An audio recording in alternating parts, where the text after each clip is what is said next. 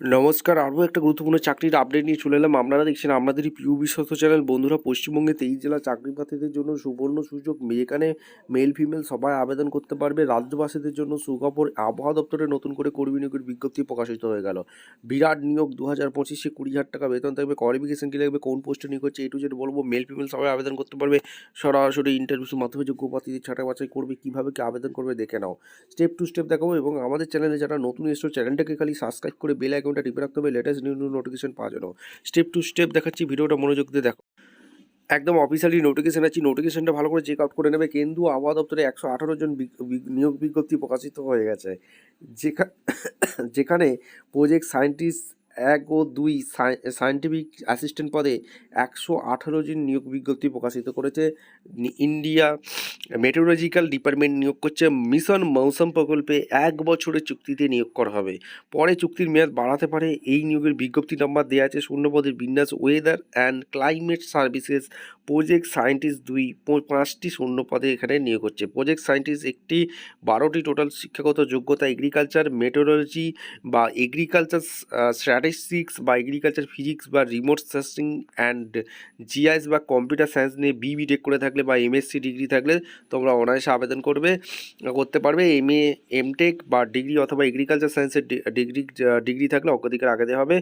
Upgradation of forecast সিস্টেমে যে vacancy আছে, প্রজেক্ট সায়েন্টিস্ট 2টি ভ্যাকেন্সি আছে, 10টি। প্রজেক্ট সায়েন্টিস্টের টোটাল 12টি শিক্ষাগত যোগ্যতা লাগছে। ফিজিক্স, ম্যাথামেটিক্স বা মেটোডোলজি বা atmospheric science, electronics and intimation বা ইলেকট্রনিক্স অ্যান্ড কমিউনিকেশন বা কম্পিউটার অ্যাপ্লিকেশন বা কম্পিউটার সায়েন্স বা বিটেক হয়ে থাকলে বা এমএসসি ডিগ্রি থাকলে তোমরা আবেদন করতে পারবে। এরপর কি বিজ্ঞপ্তি বেরিয়েছে, কেন্দ্র আবহাওয়া দপ্তরে 118 প্রথম পাতা পর ডিগ্রি অথবা মেট্রোলজিক্যাল সায়েন্সের ডাইরেক্ট ডিগ্রি পাস থাকলে আবেদন করতে পারবে। অ্যাটমসফেরিক অবজারভেশন যে নেটওয়ার্ক প্রজেক্টে নিয়োগ হচ্ছে, এখানে সায়েন্টিস্ট নিয়োগ করছে। প্রজেক্ট সায়েন্টিস্ট এখানে শিক্ষাগত যোগ্যতা ফিজিক্স, ম্যাথামেটিক্স, মেট্রোলজি, এখানে atmospheric science, electronics and instrumentation, electronics and communication, এইসব বিষয়ে কোনো একটিতে বিটেক করে থাকলে বা এমএসসি ডিগ্রি থাকলে আবেদন অনায়াসে করতে পারবে। আর উপরোক্ত বিষয় ছাড়াও যারা এনভায়রনমেন্টাল সায়েন্স নিয়ে পড়াশোনা করেছো, এনভায়রনমেন্টাল ইঞ্জিনিয়ারিং বা রিমোট সেন্সিং, ইনফরমেশন টেকনোলজি বা কম্পিউটার সায়েন্স বা কম্পিউটার অ্যাপ্লিকেশন ডিগ্রি থাকলে প্রজেক্ট সায়েন্টিস্ট 1 পদে আবেদন করতে পারবেন। এমটেক বিজ্ঞানের ডিরেক্ট থাকলে ডিগ্রি অধিকার অবশ্যই পাবে। উপরোক্ত সব ক্ষেত্রে শিক্ষাগত যোগ্যতা মূলত 60% নাম্বার অবশ্যই কিন্তু থাকতে হবে। সেই সঙ্গে প্রজেক্ট সায়েন্টিস্ট 2 পদের ক্ষেত্রে সংশ্লিষ্ট কাজে অন্তত 3 বছরের অভিজ্ঞতা থাকতে হবে। বয়স প্রজেক্ট সায়েন্টিস্ট 2 পদের ক্ষেত্রে 40 বছরের মধ্যে এবং প্রজেক্ট সায়েন্টিস্ট 1 পদের ক্ষেত্রে 35 বছরের মধ্যে হতে হবে।